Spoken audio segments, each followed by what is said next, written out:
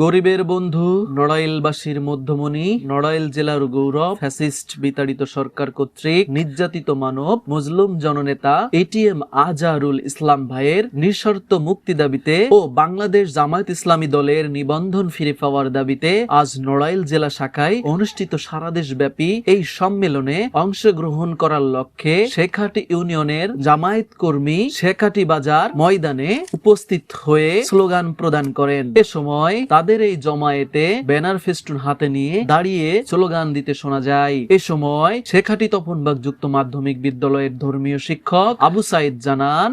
বাংলাদেশ জামায়াত ইসলামী কেন্দ্রীয় কর্মসূচির অংশ হিসেবে আমাদের জাতীয় নেতা এটিএম আজহারুল ইসলাম সাহেবরে দীর্ঘ 15 বছর যাবৎ ফ্যাসিস্ট সরকার জেলখানায় অন্যায়ভাবে বন্দী করে রেখেছিল। তার মুক্তির দাবিতে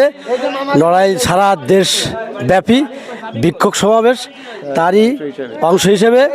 7 নম্বর শেখাটি ইউনিয়নবাসী নড়াইল জেলায় বিক্ষোভ সমাবেশের অংশগ্রহণের জন্য আমরা সবাই দলে দলে যোগদান করতেছি এবং আমার বাংলাদেশ জামায়াত ইসলামের নিবন্ধন ফিরিয়ে পাওয়ার জন্য জোর দাবি জানাচ্ছি। আমরা আজ দীর্ঘদিন নিপীড়িত নির্যাতিত এই ফাঁসিবাদী সরকারের হাতে আজ সময় এসেছে আমাদের যে সমস্ত নির্যাতিত নেতারা আছেন তাদের অবিলম্বে মুক্তি দিতে হবে। সেই সঙ্গে যে ষড়যন্ত্রমূলক আমাদের এই দলের যে নিবন্ধন বাতিল করা হয়েছিল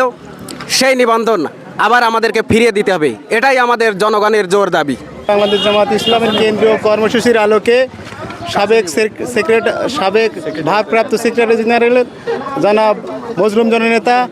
এটিএম আজহারুল ইসলামের মুক্তির দাবিতে এবং বাংলাদেশ জামায়াত ইসলামের নিবন্ধন ফিরে পাওয়ার দাবিতে আজকে আমাদের কেন্দ্র ঘোষিত কর্মসূচির আলোকে আজকে আমাদের এই কর্মসূচি, তারই আলোকে নড়াইল জেলায় বিক্ষোভ মিছিল, সেই মিছিল যাওয়ার জন্য আমরা শেখাটি ইউনিয়ন থেকে আমরা নড়াইলের উদ্দেশ্যে এখন যাত্রা করতেছি। শেখাটি ইউনিয়ন ব্যাপী আমরা কেন্দ্রীয় কর্মসূচির অংশ হিসাবে আজকে এই মজলুম জননেতা এটিএম আজহারুল ইসলামের মুক্তির দাবিতে এবং আমাদের নিবন্ধন ফিরে পাওয়ার জন্য আমরা আজকের কেন্দ্রীয় কর্মসূচির একমাত্র বিক্ষোভ মিছিল হবে নড়াইল জেলার, সেই উদ্দেশ্যে আমরা রওনা দিচ্ছি।